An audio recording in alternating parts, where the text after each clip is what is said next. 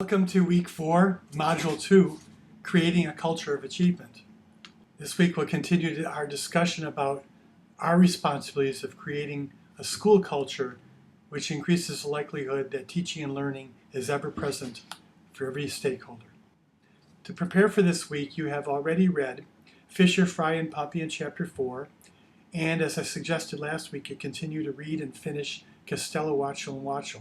As soon as you finish this book on restorative practice, you'll see how much it informs your thinking, your reflections, and your practice. You've completed Reflection Pillar 2, Do No Harm, on your blog post. And remember, for each of your reflections, 4 pillars, the last blog post, you've been asked to identify 5 things you're going to work on this semester. Keep working on those 5 things. Take notes regarding them, because at the end of the semester, which isn't that many weeks away, we're halfway through at this point, you're going to be asked to go back and use those commitments to work on those 5 things as a basis for completing your final project on the best school in the universe.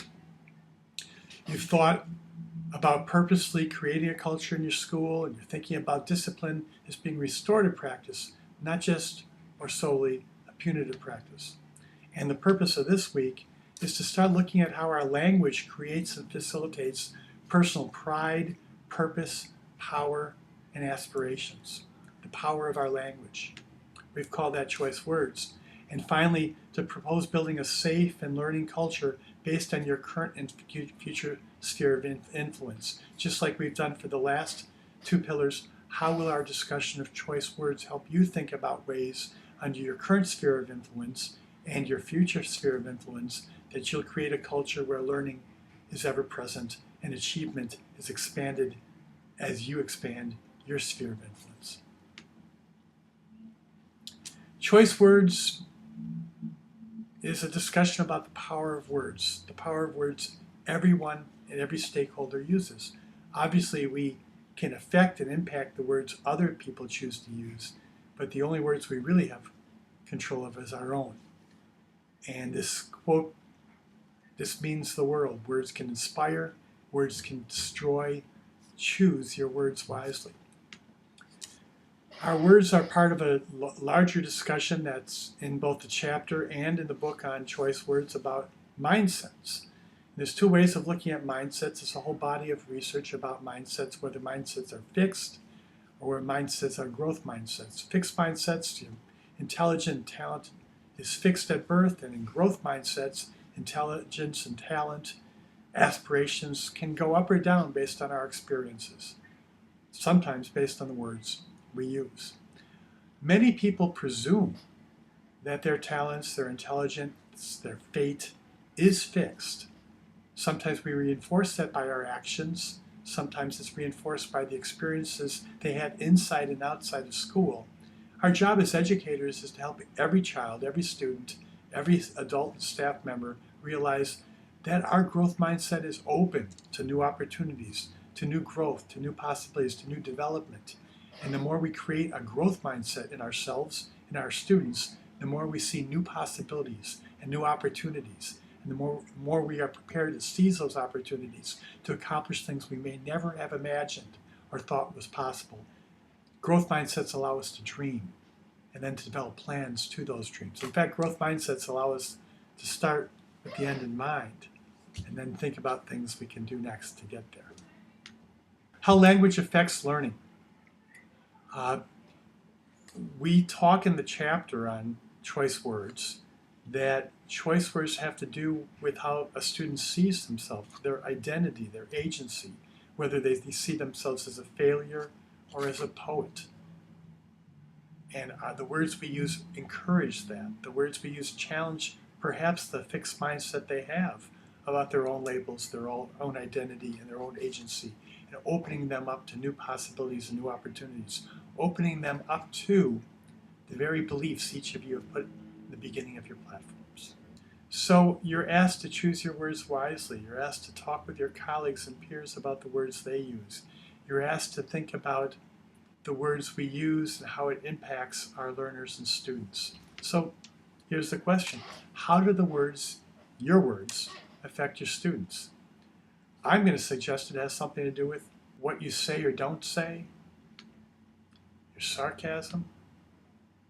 Are you building the labels you use? Are you building maturity, habits of maturity?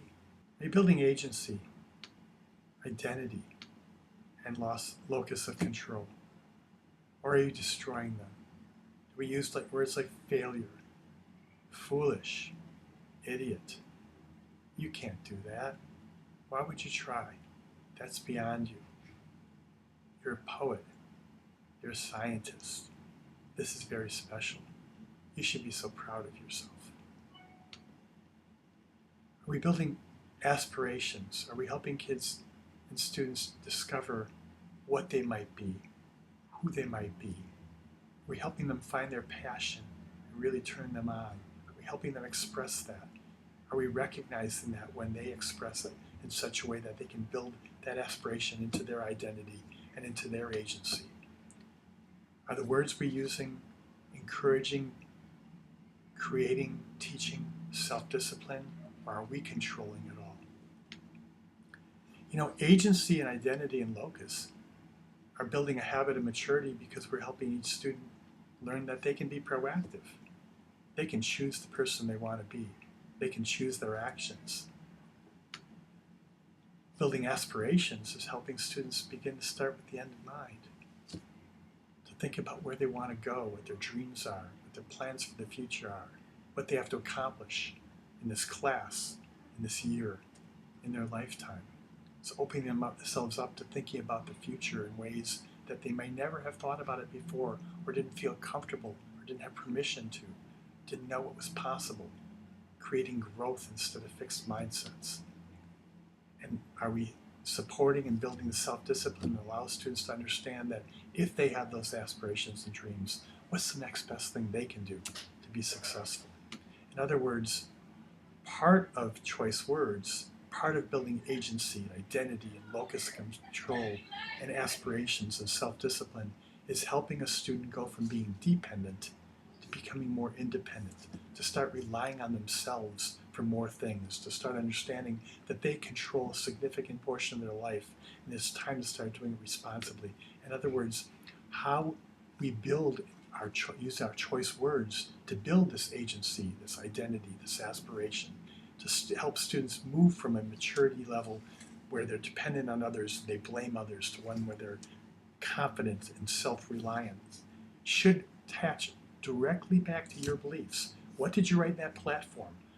What does that have to do with this moving from being immature to mature, this movement of going from being dependent to being independent? Those are your beliefs. The words you use should reflect those, build those, and support those. Not only are we looking at how our words affect our students, but how do our students' words affect ours?